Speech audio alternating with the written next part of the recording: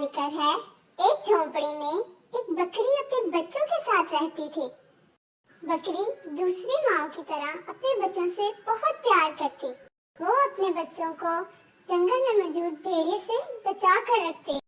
ایک دن گھر چھوڑنے سے پہلے اس نے اپنے بچوں کو اپنے پاس جمع کیا اور انہیں نصیحت کی کہ میں جنگل جا رہی ہوں، کسی کے لیے بھی دروازہ نہ کھولنا ورنہ بھیڑیا تمہیں کھا جائے گا۔ اس نے جاتے ہوئے اپنے بچوں کو بتایا کہ بھیڑیے کے پاؤں کالے اور میرے پاؤں سفید ہیں، اس سے تم مجھے پہچان سکتے ہو۔ بچوں نے اپنی ماں کی نصیحت مان لی۔ بکری نے اپنے بچوں کو پیار کیا اور جنگل میں چلی گئی۔ بھیڑیا یہ سب دور سے دیکھ رہا تھا۔ اس نے کچھ دیر انتظار کیا اور دروازے پر دستک دی۔ بچوں کے پوچھنے پر اس نے بتایا کہ وہ ان کی ماں ہے اور وہ دروازہ کھول دیں۔ بچوں نے اس کی آواز پہچان لی اور دروازہ کھولنے سے منع کر دیا۔ بھیڑیے کو بہت غصہ آیا اور وہ وہاں سے چلا گیا۔ اپنی آواز کو نرم بنانے کے لیے وہ ایک دکان پر گیا۔ اس نے وہاں سے ایک چوک خریدا اور اسے کھا لیا۔ اس سب کی وجہ سے اس کی آواز بہت نرم ہو گئی تھی۔ وہ واپس گیا اور اس نے دوبارہ سے دروازے پر دستک دی۔ اس بار اس نے بہت نرم آواز میں بچوں کو بلایا۔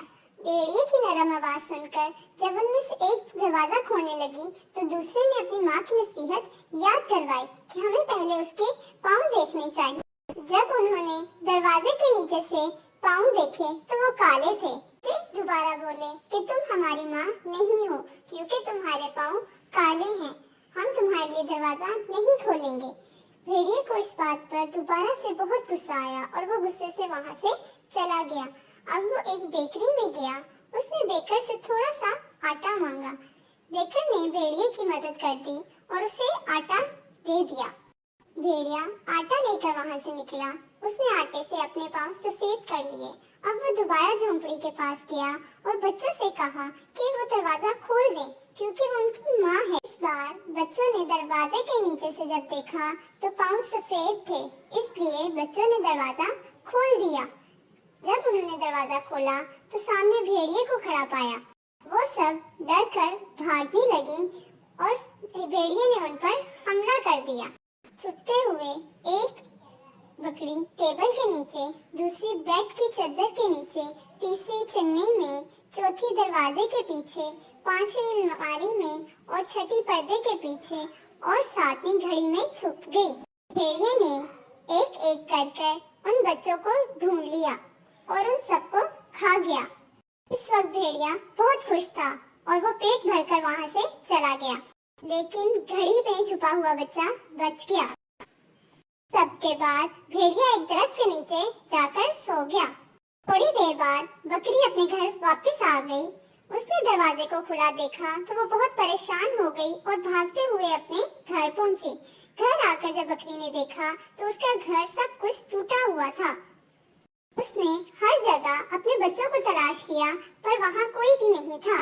آخر وہ گھڑی کے پاس آئی، اسے وہاں اپنی ایک بچی چھپی ہوئی مل گئی۔ اپنی بچی کو دیکھ کر بہت خوش ہوئی اور خوشی کے ساتھ رونے لگی۔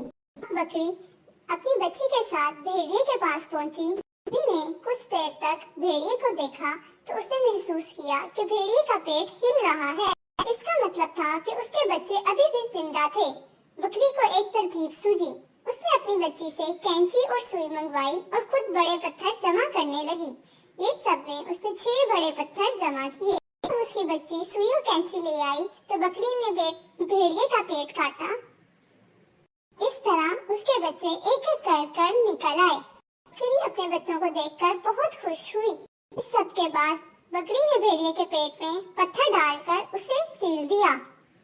بھیڑیا جب دریا کے پاس آیا تو پتھروں کی وجہ سے وہ اپنا توازن برقرار نہ رکھ سکا اور پانی میں گر گیا۔